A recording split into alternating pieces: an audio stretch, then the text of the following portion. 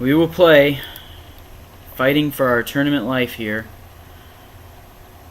Yep, figured that's what I'd probably see. Yeah, this is not the worst. Okay. So we actually have to make a decision already. We could lay this Nihil Spellbomb, but it makes any other stuff he plays against, like any other discard he plays against us, a lot better. Or we could lay the Baron more, or we could play a Swamp and cycle the Baron more. If we cycle the Baron more, then we may not ever draw another land. It's tough. I'm going to play Swamp and pass, because if I want to, I can always cycle the Baron more next turn. The only way that would punish me is if he draws a Sign in Blood. I can either cycle it or play it next turn. Is if I draw a Sign in Blood, that's the only way that's bad. Or a Wrench Mine. Forgot about that one. Oh well. Just gonna do it. Hey, if he Wrench Mines us, this is actually good to have. Okay, he discarded Rager and Pestilence. See, I know this is a very luck-based matchup, but it angers me when I see people with Pestilence and Disfigure in their deck, and they beat me. Just thought you all should know that about me. Alright, Nihil Spellbomb's the worst card in my hand, so I'm going to play it. Like, Pestilence is not good in this matchup. It just isn't. You should not side it in to play. You should not side it in for this matchup. It is not that good. Disfigure is not good. Trading 1-for-1 with a enters the battlefield creature is not good. And you should not beat me if you play so poorly.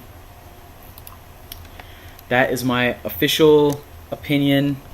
And yes, I'm aware that it makes me sound like kind of a tool. Alright. If we draw a land, it'll be interesting.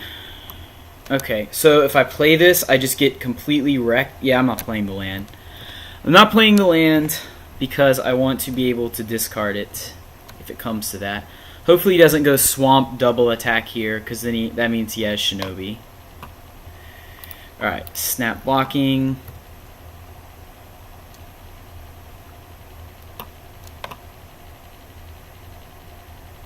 Maybe he has nothing. Nope, maybe he has Unearth. Nope, or just a Rager. Well, it's pretty good too.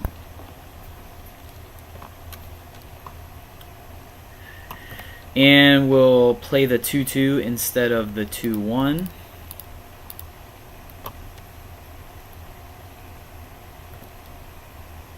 To discourage his Ravenous Rats from getting in there. And pass the turn. Maybe he'll play a Pestilence. Oh, right, he won't, because that card's awful.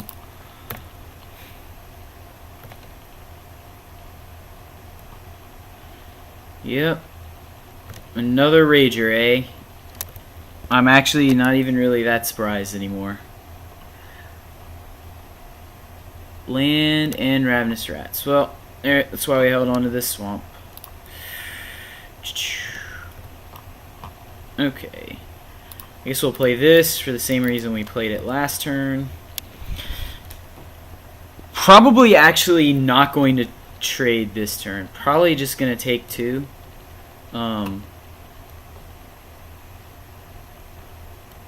he's got the stupid Shinobi. Yeah, that's the game. Probably. Shinobi's probably the game unless we draw something to get rid of it right now.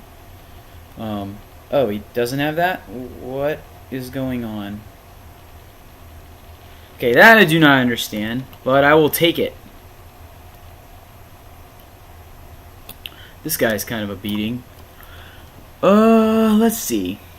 So my options are Spectre and land and get no value out of the Spectre, and then I'm 2 cards behind. But he would at least have to sacrifice his guy for that. Yeah. I'll do this.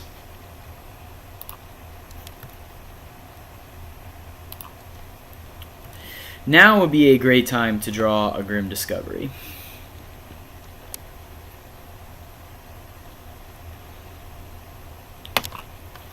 I like the Moriok replica tech, although I think I actually think Sign in Blood is one of the worst cards in the deck. Like, it just happens to cost 2, and that's really convenient. I mean, it's great in this matchup, but against a lot of other decks, you can't really afford to spend your turn losing 2 life and drawing 2 cards. Of course, when you Reaver into double Sign in Blood in a deck that is in a matchup that is all about card advantage, I guess you can take some liberties with your life total. Okay, so we're gonna go ahead and put this man down, and maybe make him pay for being so far behind on life, even though he's probably drawn a corrupt by now. Beat down with our flyer because we ain't scared of him, and because being ahead on life really helps us. Haven't seen tendrils from him since the first game. I can't imagine he sided them out though.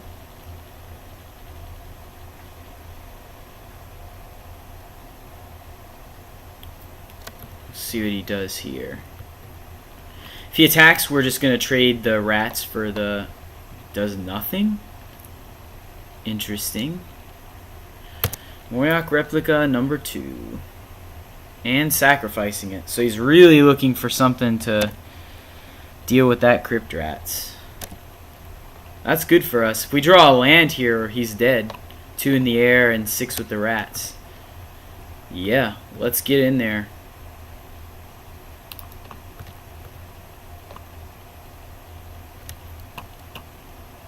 Ooh, that was fortunate.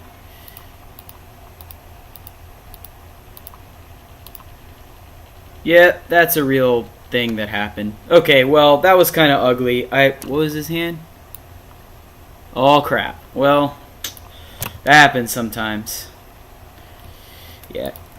So that's pretty much the worst case scenario in winning, is I look like a tool for complaining about how many cards my opponent draws and how lucky he is, and he was drawing a bunch of trash and was actually nice about it. So, yeah. But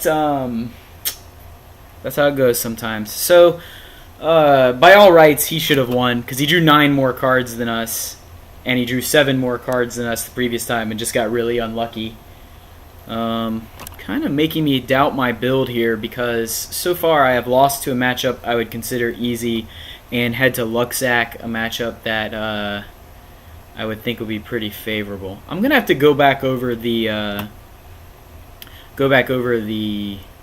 videos and see, because like maybe this is something I should consider for my sideboard, or I haven't played Pauper in so long that maybe I'm just not understanding how, you know, like maybe decks have changed and I need to do some more learning. Well, since we don't have 2 losses, we're still alive for prize, so we'll be back for round 3 shortly.